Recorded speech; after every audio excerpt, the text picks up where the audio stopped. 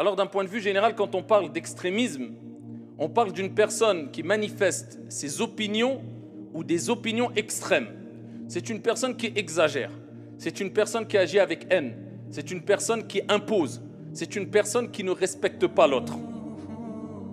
Et cela nous rappelle que tout extrémiste n'est pas musulman, Dieu merci, et tout musulman n'est pas extrémiste, Dieu merci.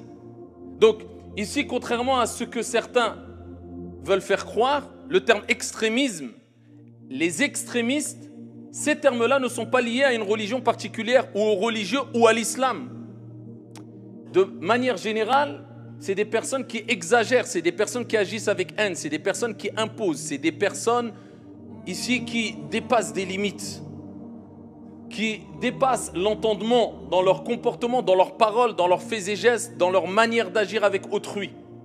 Donc on voit que quand on parle d'extrémisme, ce n'est pas simplement un extrémisme religieux, car il y a des partis qui ne sont pas religieux et qui sont des partis extrémistes. Donc quand on parle d'extrémistes, il y a des extrémistes religieux et des extrémistes qui ne sont pas religieux. Et d'un point de vue religieux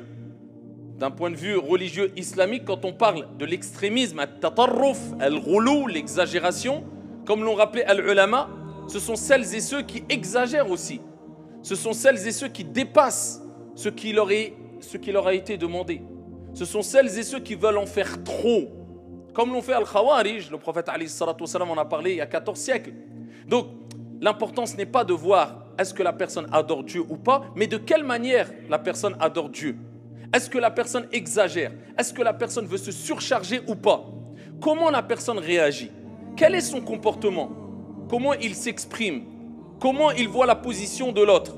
Est-ce qu'il respecte ou ne respecte pas? À ce moment-là, on pourra se positionner et dire que telle ou telle personne est extrémiste ou ne l'est pas. Donc on ne va pas tout baser sur une apparence.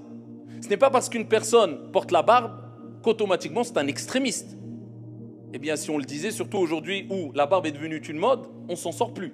Ce n'est pas parce qu'une sœur, une femme porte le voile par conviction personnelle religieuse qu'on va dire que c'est une extrémiste. Ce n'est pas parce que, et là j'élargis, parce que c'est le contexte dans lequel on vit aujourd'hui et c'est le sujet pour vous dire que ça ne touche pas simplement le religieux et vous donner des exemples beaucoup plus larges. Ce n'est pas parce qu'une personne va porter un gilet jaune qu'on va dire que c'est une personne extrémiste.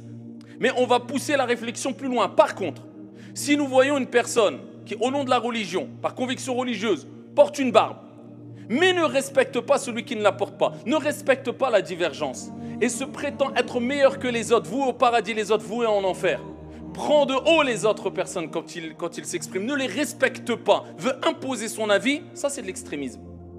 Si une femme porte le voile et critique, rabaisse, dénigre celle qui ne le porte pas, prétend être meilleure auprès de Dieu que celle qui ne le porte pas, ne respecte pas celle qui ne le porte pas, ça c'est de l'extrémisme. Élargissons, si une personne porte ce fameux gilet jaune aujourd'hui, mais ici, il réagit avec extrémisme. Il ne respecte pas les autres. Il impose son avis. Il saccage. Il frappe. Il agresse. Je ne dis pas que c'est le cas, mais si, eh bien, à ce moment-là, on dirait que c'est un extrémiste. Mais ce n'est pas toute personne qui porte le gilet jaune, ce n'est pas toute personne qui porte le voile, ce n'est pas toute personne qui porte la barbe qui est extrémiste. Parce qu'aujourd'hui, on entend des définitions rocambolesques. On entend le mot extrémiste à toutes les sauces. Eh bien, ces gens-là qui jugent des personnes qui agissent non pas avec extrémisme mais avec respect et conviction religieuse et les traitent d'extrémistes, eh bien eux-mêmes dans leur jugement sont des extrémistes parce qu'ils veulent imposer leur opinion extrême.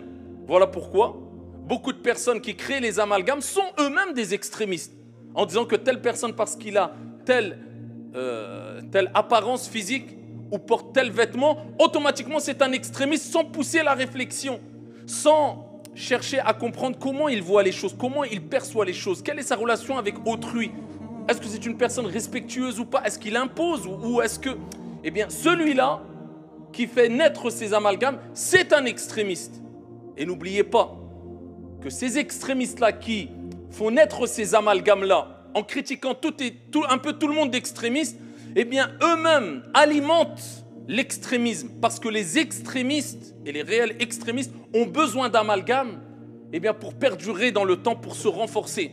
Ils utilisent ces amalgames pour dire quelquefois aux musulmans, quelquefois à d'autres qui ne sont pas dans un contexte religieux, eh bien pour leur dire, on vous avait dit. Personne d'entre eux ne vous aime. Rejoignez-nous, nous on vous aime.